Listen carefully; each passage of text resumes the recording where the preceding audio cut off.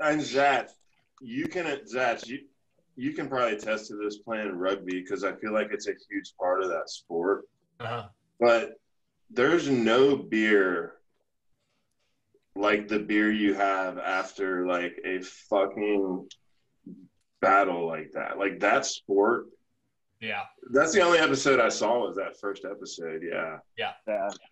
And it's man, done. And the greatest part is you that it's done with the dude. Like you have a beer with the guys you just had fucking battle with. Like, yeah, it would be like, if you guys could do that in the NFL, it would be awesome. If the media would just leave you guys the fuck alone and you could just like, and I'm sure people would do it rather than exchange uniforms. You'd just grab each other and freaking chug a beer together and you'd be like, oh, dude, it's the most refreshing fucking beer I've ever had. Yeah, did that happen? Did you guys come back and everywhere just go in the locker room and crack open Bud there's Light bottles media, or seltzer cellies or whatever?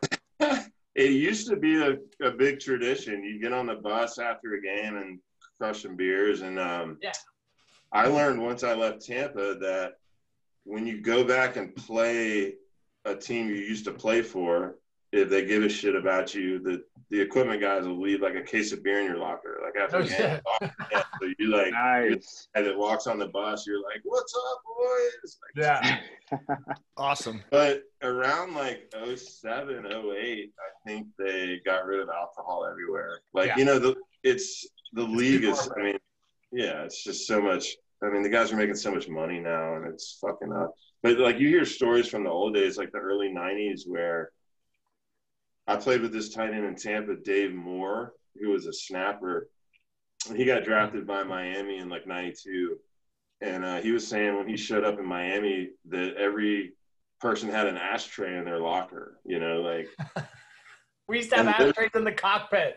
Yeah. And like at halftime, literally the offensive line always, generally speaking, like at halftime you walk in and all the O-line goes in the shower. That's where they fucking talk initially. And back in the day, like everyone would be cranking a cig, kind of bringing it down. Yes. Once free agency changed and with like Reggie White and everyone started making money. Yeah. That side of the game started to get washed out, which is unfortunate. It's, there's nothing like that, man. Like going through shit like that with people and cracking a beer afterwards. And so in I would have to imagine. So in 2000, I think it's like 2011, I joined a rugby tour. Like University of South Florida was going over to play France, two teams in France and 2 teams in Wales. And our coach was sponsoring them, and he used to coach over there, whatever. But they needed a couple built bigger.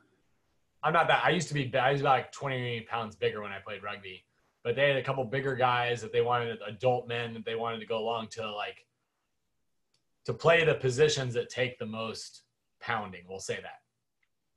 So they get me and Eric Saunders and Caesar and a couple other guys you guys might know. And we join the team and we go over there and we play the teams in France. It's kind of like, it's literally like patting each other. I mean, France was just France. It wasn't battle.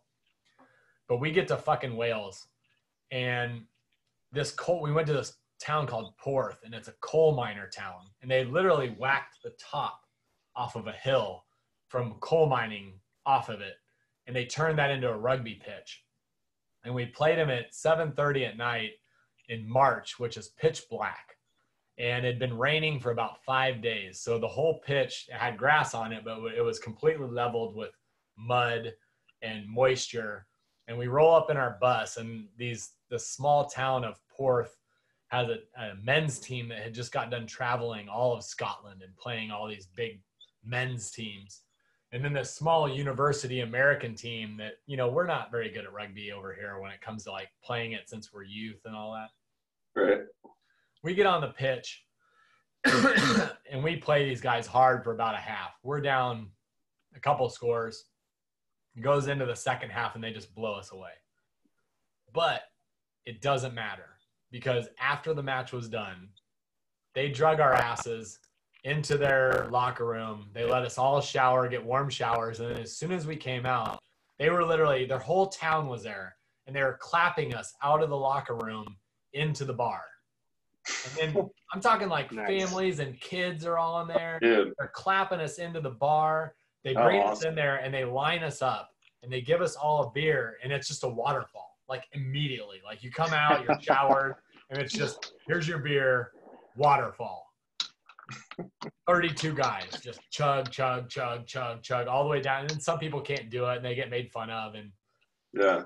a couple guys grab ones from other people and do 2 of them. And, you know, it's like, and then it just goes into like song singing. But I think that's where like the NFL used to be in its like youth, you know, back when it was like, you know, more of a men's sport rather than an entertainment business now. But Right.